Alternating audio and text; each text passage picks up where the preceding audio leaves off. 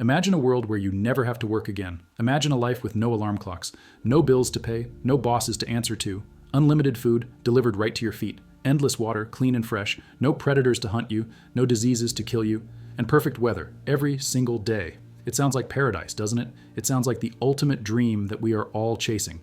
We spend our entire lives working, struggling, and saving money just so we can one day reach a point of total comfort. But you are wrong. In 1968, a scientist named Dr. John Calhoun tried to create this heaven. He wanted to see what would happen if he removed all the struggles from life. He called his creation Universe 25, but instead of a utopia, he inadvertently created a graveyard. Within months, the perfect society didn't just collapse, it went completely insane. Mothers eating their babies, friends slaughtering friends, and a total, absolute extinction. And the scariest part of this story? Dr. Calhoun wasn't just studying mice. He was warning us. He was looking into the future and predicting the fate of the human race. To understand the horror, we first need to understand the cage. Dr. Calhoun built a massive metal enclosure. Think of it as a luxury penthouse for rodents. The walls were unclimbable. The temperature was controlled down to the degree. It was designed to comfortably hold 3,000 mice. Resources were infinite. The food hoppers were designed to never run empty. The water tubes were always flowing. He started the experiment with just 4 breeding pairs, 4 males, 4 females, the Adam and Eve of this new world. They were the healthiest, strongest mice he could find. He placed them into the paradise, and he waited. At first, it was exactly what you would expect. It was the dream phase. The mice realized they were in heaven. They ate, they slept, they played, and they reproduced. The population exploded. Every 55 days, the population doubled in size. It was a geometric explosion of life. There was no rent to pay, no 9-to-5 grind, no wars to fight, just pure, unadulterated comfort. But Calhoun, watching from above like a silent god, noticed something. He realized that struggle, pain, and difficulty are actually necessary for survival. Without them, something inside the biological mind begins to rot. By day 315, the population hit 600. Physically, there was still plenty of room. The cage could hold thousands more. But socially, it was becoming a nightmare. You see, in the wild, an animal spends most of its day searching for food and protecting its territory. That is their purpose. That is what keeps their brains active. But in Universe 25, nobody had to search for food. Nobody had to work. So the mice had something that they were never designed to have. They had too much free time. With nothing to do, they became bored. And with boredom came a terrifying social friction. Young mice, who would normally leave the nest to find their own territory, couldn't leave. They were trapped in the luxury. There were no roles left to fill in society. Every role was taken. The older males refused to give up their power. The younger males felt useless, rejected, alienated. And so, the violence began. It wasn't violence for survival, it was violence for the sake of violence. Dominant males turned into tyrants. They would attack others without provocation, biting and tearing at their tails just for the thrill of it. The weaker males, unable to fight back and unable to flee, simply gave up. This is where the experiment turned into a horror movie. Calhoun watched as the reject males gathered in the center of the pen.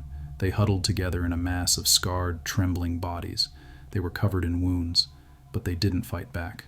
They would occasionally wake up, scream, and attack the mouse next to them before falling back to sleep. It was a pool of pure misery. But the horror didn't stop with the males. The females changed too. In nature, a mother will die to protect her young. It is the strongest instinct in biology. But in Universe 25, the mothers became the monsters. With the males too busy fighting or giving up, the females became aggressive to defend their nests. But the stress was too much. Eventually, the maternal instinct snapped. Mothers started kicking their own babies out of the nest before they were ready. They abandoned them to die in the cold metal corridors. And then, the ultimate taboo, cannibalism. Even though the food hoppers were full of fresh grain, the mice started eating each other. They ate the tails of the living. They ate the bodies of the dead. They weren't hungry for food. They were hungry for chaos. The society had completely lost its mind. It is important to note that the mice were not physically trapped in a small box. The enclosure was huge relative to their size, and technically, the walls were low enough that if they really tried, they could have climbed out. But they didn't. They were psychologically trapped. They had become so dependent on the easy food and water that they lost the ability to explore. They forgot that a world outside existed.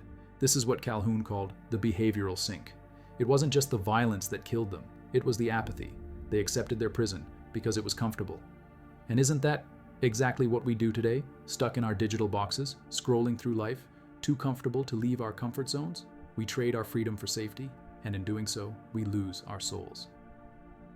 Amidst this chaos of blood and madness, a strange, new group emerged. Calhoun called them the beautiful ones. These were the handsome males. They looked perfect. Their fur was sleek, shiny, and unscarred. Why? Because they completely withdrew from society. They didn't fight. They didn't try to mate. They didn't help anyone. They lived in the upper levels of the cage, far away from the violence. All they did, all day long, was eat, sleep, and groom their fur. They were physically healthy, but they were spiritually dead. They had no purpose, no drive, no connection to their own kind. They were simply existing, not living. And this is the part that should terrify you. Does this sound familiar? Look at our world today. Look at the hikikomori in Japan. Look at the lying flat movement. Look at the millions of young people retreating into their bedrooms, glued to their screens, refusing to date, refusing to work, refusing to participate in a society that feels too loud and too crowded. They groom their avatars online. They present a perfect image, but inside, they are empty. Are we looking at mice, or are we looking in a mirror? By day 600, the population stopped growing. It began to crash. The new generation of mice had never seen normal behavior. They didn't know how to court a mate. They didn't know how to raise a child. They only knew chaos and isolation. Even when scientists took these young, beautiful ones out of the hellhole and placed them in a fresh, normal cage with female partners, they refused to breed. They had lost the primal will to live.